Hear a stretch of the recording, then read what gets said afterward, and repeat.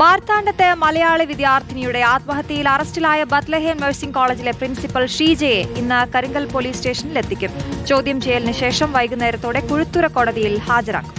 മറ്റു പ്രതികൾക്ക് വേണ്ടിയുള്ള തിരച്ചിൽ പോലീസ് ആരംഭിച്ചു. അൻസിജിയുടെ ആത്മഹത്യയിൽ ഒന്നാം പ്രതിയായ ഷീജയെ ബംഗളൂരുവിലെ ഹൊസൂറിൽ നിന്നാണ് ഇന്നലെ പിടികൂടിയത്. അരുൺ സോളമനുണ്ട് വിശദാംശങ്ങൾ നൽകാൻ. അരുൺ, ഇനി എങ്ങനെയാണ് അന്വേഷണം? കൂടുതൽ പേരിലേക്ക് അറസ്റ്റിലേക്ക് അടക്കമുള്ള കാര്യങ്ങൾ.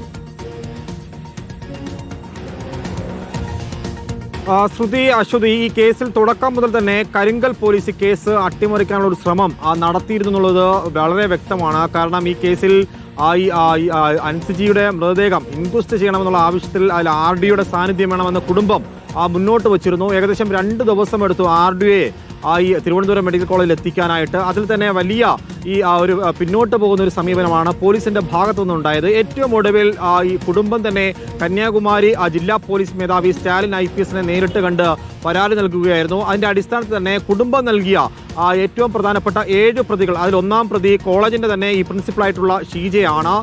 അവരടക്കമുള്ള 7 പ്രതികളെ ചേർത്തുകൊണ്ട് തന്നെ പോലീസ് ഇപ്പോൾ കേസെടുത്ത് അന്വേഷണം ആരംഭിച്ചു. ഇന്നലെ രാത്രിയോടുകൂടിയാണ് പ്രതിയെ ബാംഗ്ലൂരിലെ ഹൊസൂരിൽ നിന്നും പിടികൂടിയത്. ഇന്നിപ്പോൾ കരിങ്കൽ പോലീസ് സ്റ്റേഷനിൽ എത്തിച്ച തെളിവെടുപ്പ് നടത്തും എന്നുള്ളതാണ് അറിയാൻ കഴിയുന്നത്. നിലവിൽ ഈ പ്രതിയെ വിശദമായി ചോദ്യം ചെയ്യും. അതിനുശേഷം ഇന്ന് വൈകുന്നേരം കുഴുത്തറ കോടതിയിൽ ഹാജരാക്കുമെന്നാണ് നിലവിൽ പ്രാഥമികമായിട്ട് ലഭിച്ചിട്ടുള്ള വിവരം. അതിന് പുറമെ തന്നെ ബാക്കിയുള്ള 6 പ്രതികളുണ്ട്. അതിൽ തന്നെ ഹോസ്റ്റൽ വാർഡനുണ്ട്, അതുപോലെ തന്നെ അധ്യാപകരുണ്ട്. ഇവരടക്കമുള്ളവരെ കേന്ദ്രീകരിച്ചുള്ള അന്വേഷണമാണ് നിലവിൽ പുരോഗമിച്ചുകൊണ്ടിരിക്കുന്നത്. ഇതിൽ കുടുംബം പ്രധാനമായി ഉന്നയിക്കുന്നത് ഈ അൻസിജി ഒരു തരത്തിലും ആത്മഹത്യ ചെയ്യാൻ സാധ്യതയില്ല. കാരണം കഴിഞ്ഞ വർഷം ജനുവരി മാസമാണ് ഹോസ്റ്റലിൽ നിന്നും കഴിച്ച ഭക്ഷണം, അതിൽ കഴിച്ച 3 കുട്ടികൾക്ക് ഭക്ഷ്യവിഷബാധ ബാധിച്ചിരുന്നു. അതിന് പ്രമാണിച്ച് തന്നെ ഈ അൻസിജിയുടെ നേതൃത്വത്തിൽ തന്നെ കോളേജിൽ വലിയൊരു സമരം നടന്നിരുന്നു. അന്നും കരിങ്കൽ പോലീസ് അടക്കമുള്ളവർ ഈ കോളേജ് ക്യാമ്പസിൽ എത്തിയിട്ടാണ് ഈ സമരത്തെ വളരെയധികം സംയമനത്തോടുകൂടി സമരത്തെ അവസാനിപ്പിച്ചത്. ഏറ്റവും ഒടുവിൽ പക വീട്ടൽ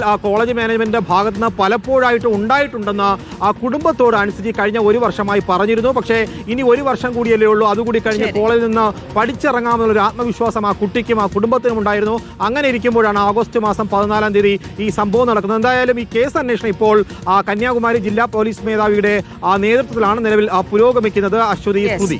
ഓക്കെ, എന്തായാലും പ്രിൻസിപ്പൽ ഷീജയെ ഇന്ന് കരിങ്കൽ പോലീസ് സ്റ്റേഷനിൽ എത്തിക്കും. ചോദ്യം ചെയ്യലിന് ശേഷം വൈകുന്നേരത്തോടെ കോടതിയിൽ ഹാജരാക്കും. വിശദാംശങ്ങളാണ് അരുൺ സോളമൻ നൽകിയത്.